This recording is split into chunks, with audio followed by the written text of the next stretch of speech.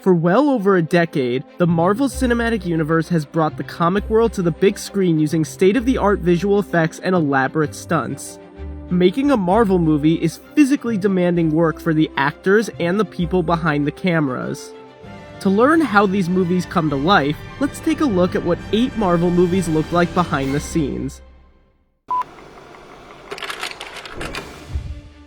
The third Captain America movie went big. It was the first film ever to employ IMAX 2D cameras, which came in handy during the now legendary airport battle. For one daring jump, a stunt performer attached to a rope leaped right behind Bucky to capture this shot. For another shot, they actually flipped a truck over. The sequence where Cap faces off against Crossbones and falls out of a window and then onto an awning, a truck, and then finally the ground took a lot of planning. Stunt coordinator Sam Hargrave, who also doubled for Cap at times, said pulling this off involved constructing an awning and shipping dock for the existing building. The awning had to be built at just the right angle, and all the pads had to be obscured. Doctor Strange took the MCU visually to a new level. The multiverse involved intense CGI work. Framestore alone worked on 365 visual effects shots for the film, so naturally, there was a lot of green screen and empty spaces on set. Like when Doctor Strange walks through this portal into another dimension. On set, he was really walking through what looked like a giant glowing hula hoop. Meanwhile, elaborate wire work was used to give the appearance the characters were floating through the air. And when Strange takes on his astral form, the visual effects team backlit everything. This helped them more easily create a transparent effect. And what about Strange's fateful car crash? According to director Scott Derrickson, they had to destroy about 9 real Lamborghinis for this one scene. Unsurprisingly, outer space in the sequel to Guardians of the Galaxy looked a lot like a blue screen. One of the most subtle touches in the film was the de-aging done to Kurt Russell for the opening flashback. While they did do some makeup touch-ups to make him look younger, it was largely CGI. A young actor was used for reference of 30-year-old skin and stood in for Russell on set. Visual effects artists later grafted some of the stand-in's skin onto the older actor.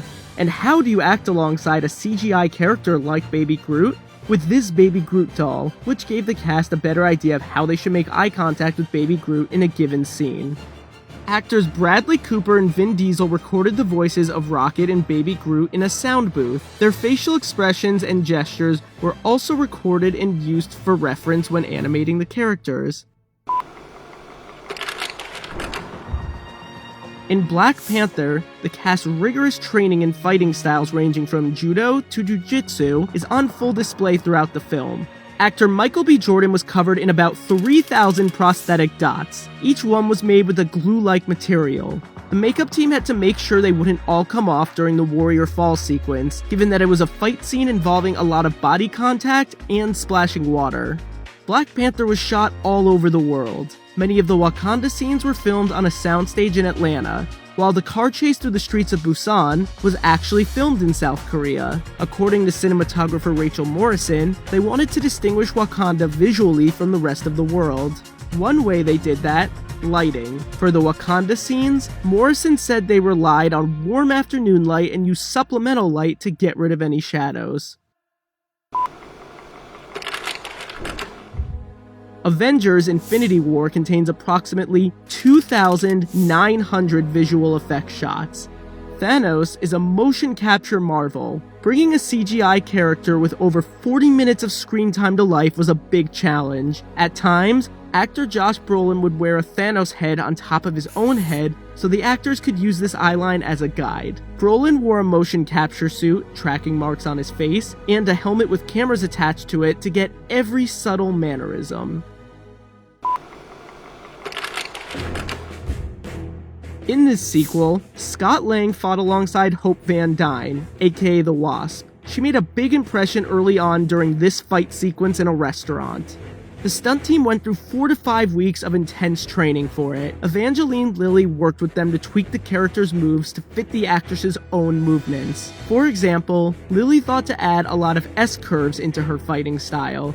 Giant Man was of course created with CGI, but for the part where he collapses into the water, they had sprinklers on set to actually splash onlookers. Then, there is the stunning Quantum Realm. When building this microscopic world, the visual effects team made sure to give it a psychedelic feel. Everything in this environment was constantly in motion. To make such a tiny world seem so much bigger, they relied heavily on macro photography. Other photography devices such as lens flares added to the energetic visuals. Oscar winner Brie Larson got in superhero shape to portray the titular hero. Larson worked with celebrity trainer Jason Walsh for 9 months before Captain Marvel started shooting. By the end of their time together, she was strong enough to be able to push a Jeep, so she was more than ready for shots like this. And how do you make Captain Marvel fly? Sometimes they used wires. Other times, they used a tuning fork rig, which was operated by crew members in blue suits who would be edited out later. Captain Marvel also features some of the MCU's most convincing de-aging work to date. The visual effects team was tasked with making Samuel Jackson look like his 1990s self. Nick Fury has a lot of screen time. There are at least 800 de-aging shots in the film, and the artist had to take nearly 3 decades off of him. While filming, Jackson donned a wig and tracking dots on his face. In post-production, they got to work reshaping and resculpting the actor's face while altering the texture of his skin. Luckily, they had a lot of reference material of 1990s era Jackson to work off of. To play the updated version of Thor, chiseled star Chris Hemsworth wore a bodysuit, which he estimated weighed 60 to 70 pounds, as well as a mouthpiece that puffed out his cheeks. While the visual effects team did some touch-ups, Marvel Entertainment visual effects producer Jen Underdahl said that actually having the suit on set helped Hemsworth's performance. And for this one shot, you will notice the actors weren't actually wearing their nanotech suits on set. That is because it made more sense to create these suits largely using visual effects. Since they constantly expand and shrink, it would be hard to do that practically. Nothing compared to the film's final battle. Bringing this many characters together in one place was a logistical challenge. Not every actor could actually be there on set at the same time. Take this shot where the MCU's female heroes stood together. Tom Holland couldn't be there on that day. Because Peter Parker hands Captain Marvel the Infinity Gauntlet, they needed to have somebody there to interact with Brie Larson, so another actor stood in for him, and Holland was later digitally added into the scene. Thanks for watching. If you like this video, subscribe for more just like. Let us know what other Marvel movies you want to know more about in the comments.